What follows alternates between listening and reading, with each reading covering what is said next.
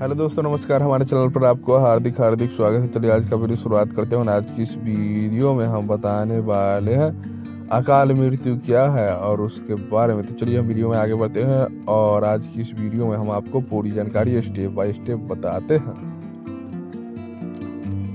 अकाल मृत्यु ईश्वर का दंड माना गया है, जिसमें व्यक्ति का शरीर छीन लिया जाता है, लेकिन उसकी आत्मा को परलोक में प्रवेश की इजाजत नहीं दिया जाता है और जब तक उसकी आत्मा वास्तविक के मृत्यु का समय नहीं पूरा होता है तब तक बिना शरीर के भटकता रहता है। अचानक मृत्यु कौन होती है? मृत्यु कोई शब्द नहीं बल्कि हिंदू धर्म के महाभारत ग्रंथ के अनुसार मृत्यु एक परम पवित्र मंगलकारी देवी है।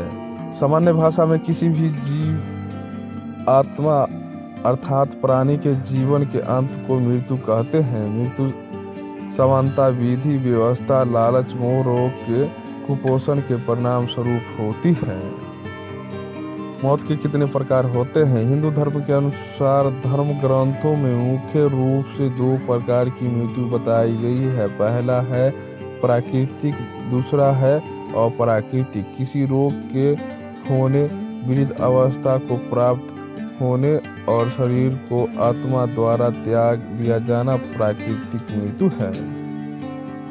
अकाल मृत्यु के बाद आत्मा कहाँ जाती है?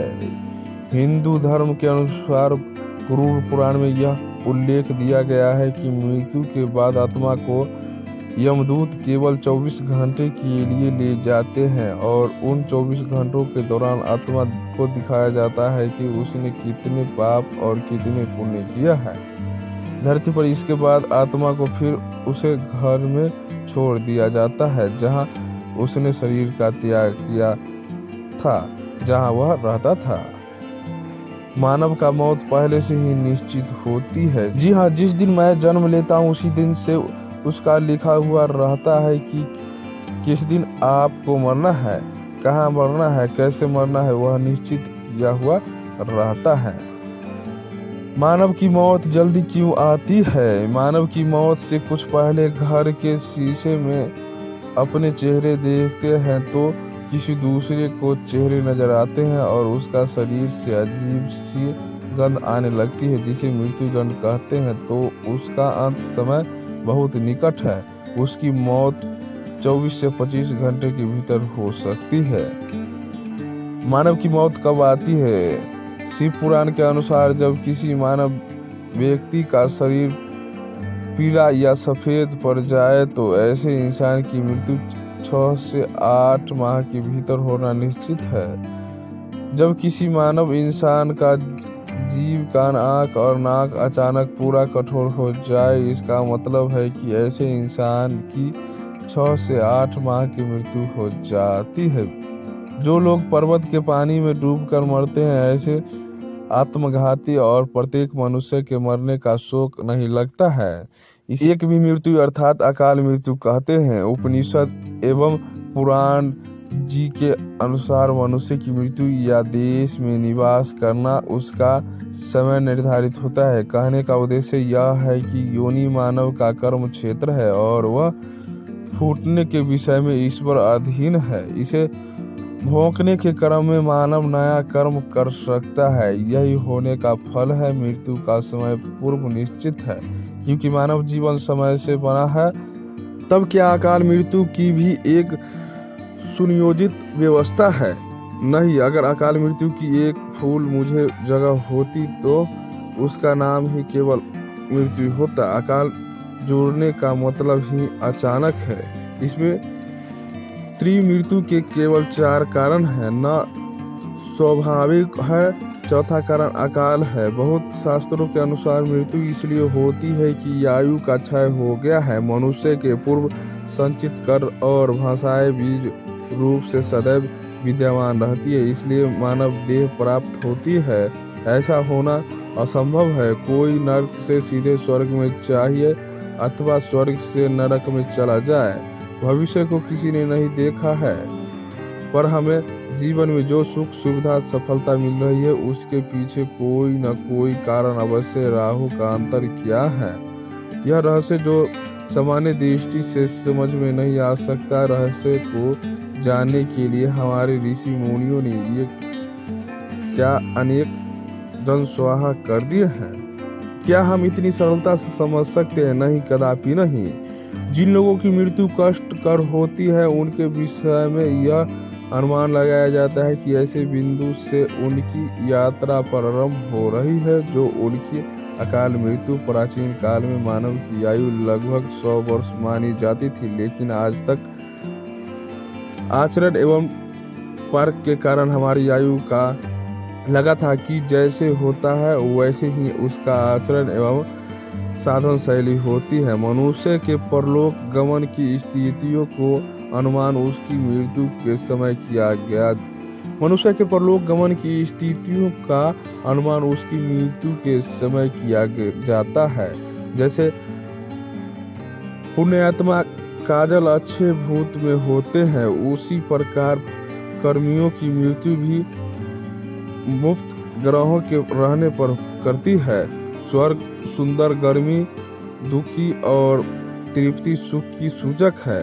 नरक में अंधकार है और स्वर्ग में प्रकाश का ऋग्वेद कहता है। वह श्रुति स्क्रीन एवं पृथ्वी नामा हम दीवाना अमित विश्व में जब सुमित्रा विक्रम मात्र मनुष्य के स्वर्गरोहण मार्च सुने, एक पितरों का दूसरे देवों सारी मनुष्य किन दो मार्गों से हो जाते हैं। युग के पश्चात 5 ज्ञानेंद्रियों, 5 कर्मेंद्रियों, 5 प्राण, मन और बुद्धि अस्तरंग मिलकर एक सूक्ष्म शरीर बनाता है। इसमें मन की ही प्रमुखता रहती है, बुद्धि सुक्त रहती है, मन अनुभव करने में सक्षम होता है।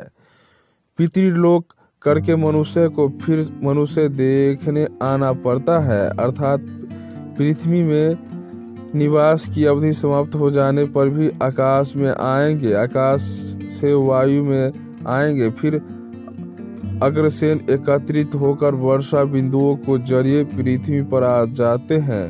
पृथ्वी पर आकर यह स्थानीय अंकुरित होकर मनुष्य के शरीर में जाकर वीर्योगण के रूप में परिणित होकर स्त्री के गर्भाशय में प्रकट होते हैं। स्त्री के गर्भाशय में प्रकट होते हैं। यहीं से क्रम देश का निर्माण होता है। उपनिषद का कथन है कि रूपा किशन प्रवेशक अर्थात भगवान का रूप होकर मनुष्य के जीवन में प्रवेश कर गया है। वैसे ही वॉल्यूम अल्फा और उपस्थिति रतबार अपना वायु के अधिकतर क्षेत्र के समय होता है। 100 किसी को भी मृत्यु सूचक माना गया है। यहाँ विषय के विस्तार के कारण हम सब का विवरण नहीं देख सकते हैं। इनमें 101 भी मृत्यु अकाल मृत्यु है। आप केवल इतना ही समझ ले, भगवान वेद व्यास विष्णु पुराण में कहते हैं कि मृत्यु जीत नामक अप्सराओं का अनुष्ठान एवं कार्य से मृत्यु प्राकृतिक की स्वाभाविक व्यवस्था है।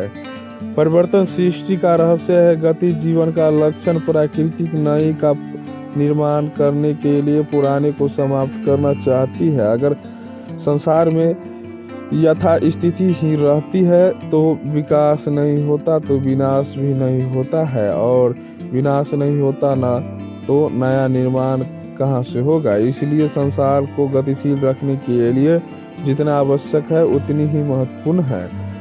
गीता कहती है कि आज तक से ही मृत्यु एवं जन्म मृतक शिक्षक मनुष्य देव को आधार मानकर 14 भुवन माने। इसका वर्गीकरण सत्य रज और तम गुण की प्रखता या अनुपाति का मिश्रण के आधार पर किया गया है। इसमें सतोगुण की चेतना, रजोगुण अर्थात तमोगुण अचेतन है।